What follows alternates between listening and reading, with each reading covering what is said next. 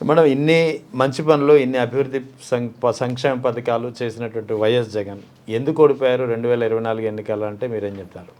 అదే అర్థం కాని ఆశ్చర్యం విషయం ఏంటంటే సార్ 11 సీట్లు వచ్చిన వ్యక్తికి 40% ఓటింగ్ రావడం, వీటన్నిటికంటే మించి 5 వెళ్ళిపోతే బూత్ క్లోజ్ చేసేస్తారు, తొందరగా వెళ్ళిపోవాలి అని ఎక్కడెక్కడి నుంచో ట్రైన్లు ఫ్లైట్లో వచ్చే వాళ్ళు హడావుడిగా వస్తుంటారు.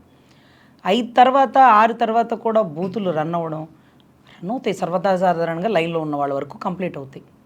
ఆ బూత్కి ఇచ్చే టోకెన్స్ కూడా వెనక నుంచి ఇచ్చుకుంటూ వస్తారు. 18 టోకెన్ వచ్చిందంటే దాని నెక్స్ట్ 1తో ఎండ్ అయిపోతుంది. అట్లా ఇచ్చే పరిస్థితుల్లో 8, 9 సర్వసాధారణం. ఎందుకంటే లైన్లో ఎంతమంది ఉంటారు? బూత్ నుంచి గేట్ వరకు ఒక 200 మంది 1000 మంది ఉండరుగా, ఒక 20 మంది 30 మంది ఉంటారు. ఒక్కొక్క పోలింగ్ బూత్కి ఉండేదే 1000 ఓట్లు అంతే కదా, 1000 ఓట్లు కదా. ఎంతసేపట్లో కౌంటింగ్ కంప్లీట్ అయిపోవచ్చు అంటే వాళ్ళు వేయడానికి 6 కదండి క్లోజ్. అవును, 6 గంటలకు క్లోజ్. 6 క్లోజ్ అయిపోతుంది. ముందు నుంచి అనౌన్స్ చేస్తారు, తొందరగా వచ్చేయండి గేట్ క్లోజ్ అని. గేట్ క్లోజ్ చేయాలి, బూత్లో వాళ్ళు లైన్లో నుంచోవాలి. ఎంతమంది నుంచున్నా మీరు అన్నట్టుగా 1000 ఓట్లు అన్నప్పుడు ఒక 100 మంది నుంచుంటారేమో. 100 మందికి ఓటుకు 1 నిమిషం కేటాయించుకోండి, ఒక 2 నిమిషాలు కేటాయించుకోండి, 8 క్లోజ్ అయిపోతుంది కదా. మ్యాక్సిమం 8 కల్లా అయిపోవాలి. పక్క రాష్ట్రాల్లో కూడా లేదంటే సార్ ఆశ్చర్యం. రాత్రి 11:45 నుంచి 2 వరకు పోలైన ఓటింగ్ 15 లక్షల ఓటింగ్, 17 లక్షల ఓటింగ్. ఇది కాకుండా 6, 7, 8 తర్వాత 8 వరకు న్యాచురల్గా ఉంటుంది, లేట్గా అవి మోగి కాస్త ఆగి కాస్త మోగి కాస్త ఆగి అలా డిస్టర్బెన్స్తో 8 వరకు ఉంటుంది. ఎక్కడైనా 8 కూడా రేర్. 8 తర్వాత నుంచి 11:45 లోపు, 8 తర్వాత నుంచి తెల్లవారుజామున 2 వరకు 53 లక్షల ఓటింగ్. అవునా కదా?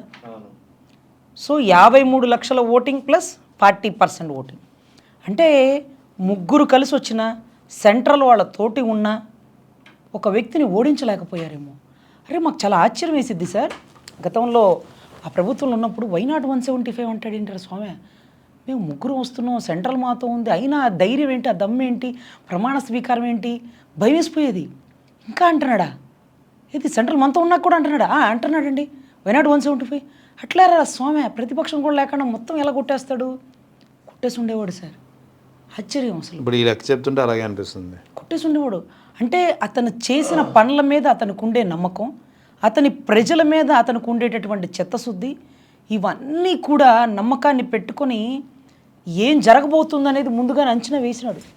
కానీ ఇలా మోసం చేసి గెలవడం ఉంది చూశారు, ఇది చాలా ఆశ్చర్యం, చాలా సిగ్గుచేటు పని.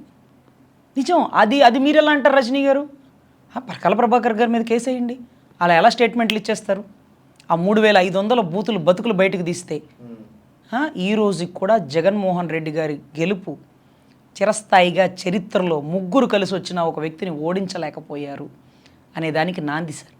తర్వాత మీడియాలో బాగా ట్రోల్ అయ్యేది ఒకప్పుడు. గతంలో చంద్రబాబు గారు గెలిచినప్పుడల్లా ఏం గెలిచినాడులే, పవన్ కళ్యాణ్ వల్లే గెలిచినాడు అని ఎలా వాళ్ళని తుస్కారంగా తీసేసేవాళ్ళు. మేము కష్టపడి గెలిచినాం, డిప్యూటీ సీఎం అయిపోయాం, ఇన్ని శాఖలు పనిచేస్తున్నాడు, పంచాయతీ శాఖ, ఆ శాఖ, ఈ శాఖ అని మేము గొప్పగా చెప్పుకుంటున్న మూమెంట్లో ఒక యూట్యూబర్ అడ్వర్టైజ్మెంట్ అది వచ్చేది. ఒక ఆటో వెనకాల జగన్ గారి ఫోటో ఉంది. ఎవరో అడిగారట ఏమయ్యా ముఖ్యమంత్రి ఫోటో పెట్టుకోకండి, ఇతని ఫోటో పెట్టుకున్నావు, ఓడిపోయాడు కదా, ఓడిపోయినోడు ఫోటో పెట్టుకున్నావు ఏంటి, తీసే అన్నాడట. అతను చెప్తున్నాడు ఓడిపోయినోడు ఫోటో తీసేస్తాను ఎప్పుడంటే ఎవరికి వారు ఇండివిజువల్గా ఒంటరిగా ఎదురొచ్చి ఆయన ఓడించిన రోజున తీసేస్తాను ఫోటో అన్న, అప్పుడు తీసేస్తాను అన్నాడు. ఇప్పుడు మేము గెలిచినట్ట ఓడినట్ట, ఓడిపోయినోడు ఫోటో అంటే తీసేస్తాను, నువ్వు చెప్పింది కరెక్ట్, ఓడిపోయాడు. కానీ ముగ్గురు కలిసి వచ్చి ఒక వ్యక్తిని ఓడించారు చూడు, ఆ ధైర్యం లేక, ఆయన ఎదుర్కోలేక, ఆ దమ్ము లేక, మోసం చేసి కుట్రకోణంతో ఒక్కొక్కడిని విడిగా వచ్చి ఆయన ఓడించమను, అప్పుడు తీసేస్తానన్నాడు. ఆ తీసేయలేరు అనేది పవన్ కళ్యాణ్ గారు కూడా చాలాసార్లు చెప్తారు. 2014 నుంచి సింగిల్గా పోటీ చేయడం చేతగానటువంటి టీడీపీ అని ఆయన కూడా అంటుంటారు కదా చాలా ప్రచారాల్లో. అంటే చంద్రబాబు గారు సింగిల్గా వెళ్ళలేరు, పవన్ కళ్యాణ్ గారు ఓటింగ్ 4% సింగిల్గా వెళ్ళలేరు, బీజేపీ సింగిల్గా వెళ్ళలేదు. మరి వీళ్ళందరినీ దాటి కాంగ్రెస్ని ఎదురుగా వెళ్ళి సింగిల్గా వెళ్ళగలిగిన వాడు గెలిచినట్ట ఓడినట్ట అంటే ఓడినా కూడా గెలిచినట్టే. ఏంటి రజనీ గారు ఆ పార్టీలోకి వెళ్ళారు, ఏముందిలేండి, ఒకడు 100 మందికి సమాధానాలు చెప్తున్నాడు, ఒకడు ఓడిపోయిన చరిత్ర సృష్టిస్తున్నాడు, ఒకడు గెలిచినప్పుడు సృష్టించిన చరిత్ర చూస్తుంటే ఆశ్చర్యంగా ఉంది. పోనీలేండి, ఎక్కడుంటే ఏమి, ఎవరి పక్కన ఉన్నామంటే వారి కెపాసిటీ ఎంత పెద్దదనేది ఆలోచించుకోవాలి. ఈరోజు పవన్ కళ్యాణ్ గారి పక్కన ఉన్న వాళ్ళందరినీ ఎగతాళి చేసేది ఏంటి? అప్పట్లో మేము ఉన్నప్పుడు చంద్రబాబు లేదే మీరు బయటికి రాలేరు అంటే, పవన్ కళ్యాణ్ గారు లేదే బయటికి రాలేరని టీడీపీ వాళ్ళు అనేవాళ్ళు, చంద్రబాబు ఆర్థిక సాయం లేదే మీరు నడవలేరని వీళ్ళని అనేవాళ్ళు, వీళ్ళిద్దరు లేదే బీజేపీ రాష్ట్రంలో రాలేదని బీజేపీని అనేవాళ్ళు. వీళ్ళు ముగ్గురికి ఎదురుగా జగన్ గారిని ఒక్క మాట అనాలంటే ఎవరికి ఏమనాలో అర్థం కావట్లా. ఇది అమ్మ నాన్న ఒక తమిళమ్మాయి అనే సినిమా వచ్చింది చూడండి, అలాగే తల్లి చెల్లి గొడ్డలి, ఈ 3 కాన్సెప్టే. ఈ 3 కాన్సెప్ట్ తప్ప ఏం చెప్పడానికి లేదు. అక్రమాస్తుల కేసులు అవి నడుస్తూనే ఉన్నాయి. అసలు అంటే అతని మీద కేసులు ఉన్నాయి, వివేకానంద రెడ్డి గొడ్డలతో నరికేసినాడు, ఇవన్నీ ఇన్ని చెప్పినా కూడా పులివెందుల్లో ఒక్క ఓటు అటు ఇటు ఎందుకు కదల్లా? ఇప్పుడు కూడా ఆ 3500 బూతులు పరకాల ప్రభాకర్ గారు చెప్పిందే కానీ సార్, ఆయన మీద నమ్మకం ఎవరికి సమ్మగెలలా. మొన్నటి రోజు నేను ఒక కలెక్టర్ గారిని కలవడానికి వెళ్తే అక్కడ ఆయన లేరండి, ఆయన మీటింగ్లో ఉన్నారండి అని చెప్తూ ఉన్నారు ఒక ఆఫీసర్.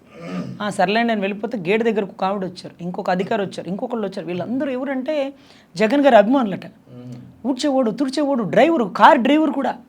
కలెక్టర్ గారు డ్రైవర్ వచ్చి అంటున్నాడు, మేడం సార్ 6 వరకు వెళ్ళరు, ఇప్పుడు టైం 4 అయింది, ఇంకా ఉంటారు గంట, మీటింగ్ ఆల్రెడీ అయిపోయింది, మీరు వెళ్ళండి మేడం అన్నాడు.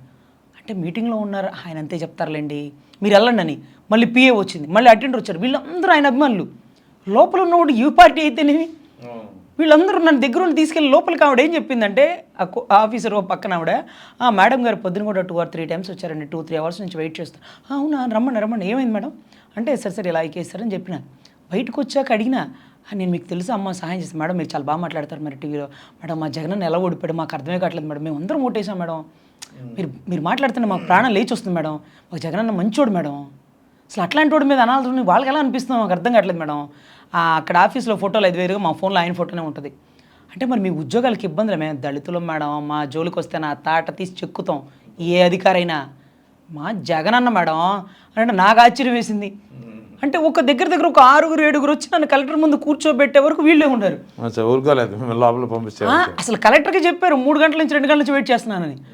నేను వచ్చినప్పుడే సార్ మీటింగ్లో ఉన్నారు ఇప్పుడు కుదరదు అని వెళ్ళిపోతుంటే డ్రైవర్ వచ్చాడు, మేడం మీరు టీవీలో వస్తారు, అవును సార్, ఆవిడ వచ్చింది, ఇంకొక ఆవిడ వచ్చింది. అసలు చాలా ఆశ్చర్యం. సో అలాగే ఆయన అభిమానులకి ఈ రోజుకి నమ్మబుద్ధి కావట్లా. మేము ఆయనకి ఓటేసినాం మేడం, ఆయన ఎట్టుడిపోయాడు, మీరు చెప్తుంటే చాలా ధైర్యంగా ఉంది మేడం, ఇంకా మా జగనన్నే గెలిచినట్టు, ఇప్పటికీ మా జగనన్నే సీఎం, వాళ్ళు సిగ్గుతో పనిచేయాలి మేడం. కానీ చూసినారా మావాడు ఎక్కడ కూడా ఈవీఎంలో గెలిచారని కానీ, అర్ధరాత్రులు బూతులు ఓటింగ్తో గెలిచినారని ఎక్కడ అనరు చూడండి. అయిందేదో అయింది, 3 ఏళ్లే మీరు, మళ్ళీ వచ్చేది నేనని చెప్పాడు కాబట్టి వస్తాడు, మళ్ళీ మా జెండా ఎగిరిద్దని వాళ్ళ తాపత్రయం, వాళ్ళ సంతోషం. సో అక్కడ అనిపించిందండి ఆ ఆటో వాడు అన్న మాటలు, తర్వాత ఈ కింద ఉండేటటువంటి జనం ప్రభంజనం ఇవి చూస్తుంటే ఇంకా కూడా ఓడి గెలిచినట్టే, ముగ్గురు కలిసి గెలిచి ఓడినట్టే అని నాకు అనిపిస్తుంది సార్.